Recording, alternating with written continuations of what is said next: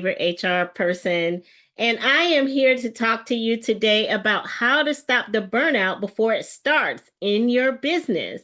Now, before we do that, of course, we have to share a cup of coffee, right? This is my absolute favorite thing to do in the morning. I absolutely love coffee. I am drinking coffee from Uganda. So I have a local person here in Maryland who actually makes this coffee. It's organic. It's amazing. And I love drinking her coffee. It is so smooth. It's chocolatey, has chocolate notes. Anyway, enough about coffee. I could talk to you guys all day about coffee. I absolutely love it. So today we're going to be talking about, and if you don't know what my channel is about, let me just say that I help small business owners and solopreneurs to grow and protect their business. So I've been an HR professional for a very long time in consulting, corporate America, government. And what I found is that my small business owners are often left out. They do not understand how to grow their business and how having the right HR strategists and the right HR policies in place can help them actually grow their business. Okay. And so on this channel, I'm giving away lots of free information to my small business owners and solopreneurs that will help them understand why having an HR person could be helpful. And maybe you might be saying, well, Tillis, I can't really afford that right now. I'm just starting out in my business. Well, then come here to this channel and plug in, because I am going to offer a lot of free information to you. And I'm also offering free workshops and trainings that you can attend. If you're local to the Maryland area, then you can come in person.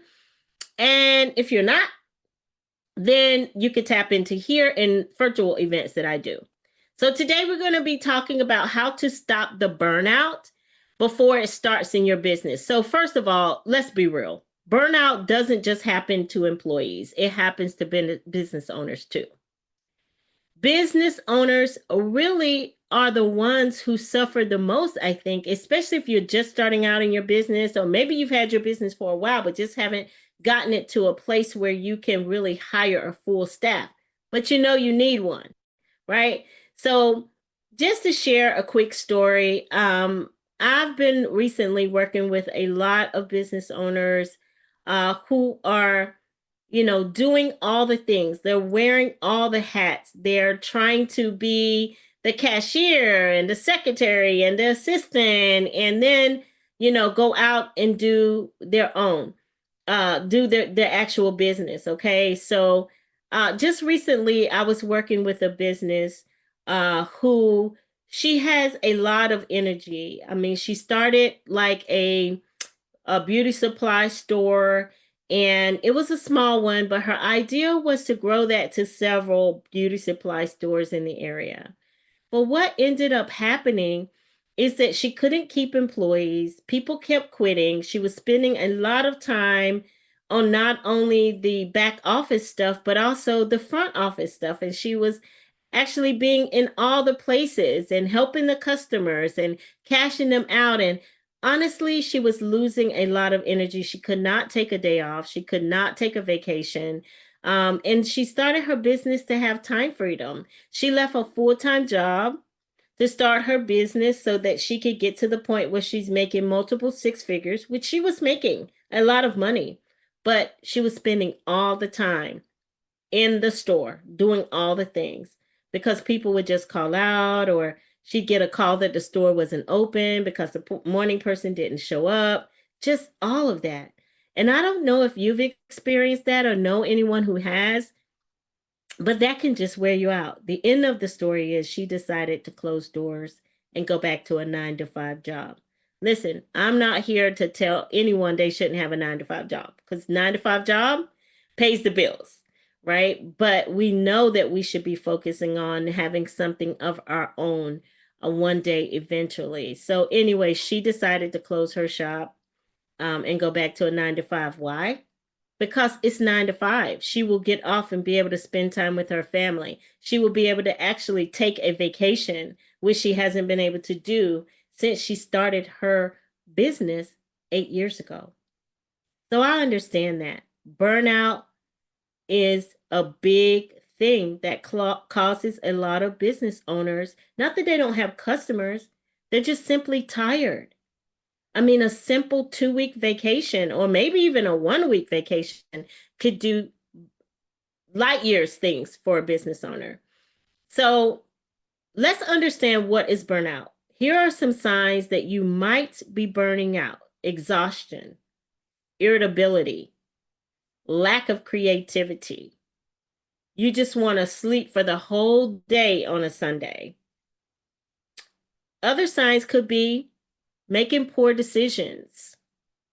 You're experiencing a lot of turnover. No one wants to work for you because no one can be around you, right? You feel stuck. Your business hasn't experienced any growth, right? Which of these resonates with you? Have you felt this? So there are just a few things that we could do to prevent some of these things from happening to you. One is onboarding, setting expectations early. If you decide to hire someone, or maybe you have to hire someone, maybe you have a store or restaurant or something, set expectations. Are you doing the proper onboarding, right? Have policies. Policies and clarity prevents chaos. It really does. Delegation. Do you have people that you could delegate some of your transactions to? Are there people you can hire part-time and then transition them into full-time workers so you can delegate some of your tasks? So a good example of this is I had a business owner who started with the part-time staff. You know, they did the background checks. They started to build rhythm with the part-time employees. You know, they assigned the hours. People were actually showing up to work, happy to work. And so they built a rhythm that was sustainable for their business. And then they were able to transition a couple of the part-timers into full-timers. And you know what that does? That actually gives people hope that one day they could be full-time. All right. But also, you're able to employ people locally part-time. All right. And so these are things you could really do. So to wrap it all up, you know, burnout is a real thing, and a lot of people suffer from it. They're tired, they're exhausted. We've all been there, but you shouldn't have to stay there. Okay. So build your business in a way where you can have, you know, maybe a fractional HR person that could help you with the onboarding and your policies. I know that I help employers with policies and creating their policies and getting to know your business so that we can work on growing your business. You shouldn't have to work on your business all the time, but sometimes work in your business, okay? So join me October the 7th, where I'll show you how to design a burnout-proof business by starting with onboarding, how to onboard someone, how to hire, okay? How to make sure you're getting the proper hire. And so if you are someone who looks and they says, oh, Tillis, I do need to hire, but I just don't have the time, I don't know what to do, then great. Let's have a conversation. You can find my email in my bio.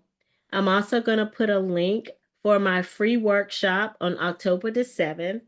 Again, this is going to be a small workshop. I'm not going to allow a lot of people in because I really do want to have some time with my business owners. They can ask me questions, and it could be more of an intimate group. Okay, it is going to be virtual. It is absolutely free. So I hope to see you there. Okay, hopefully this helped you to think about and understand if you're burning out and you need some more support.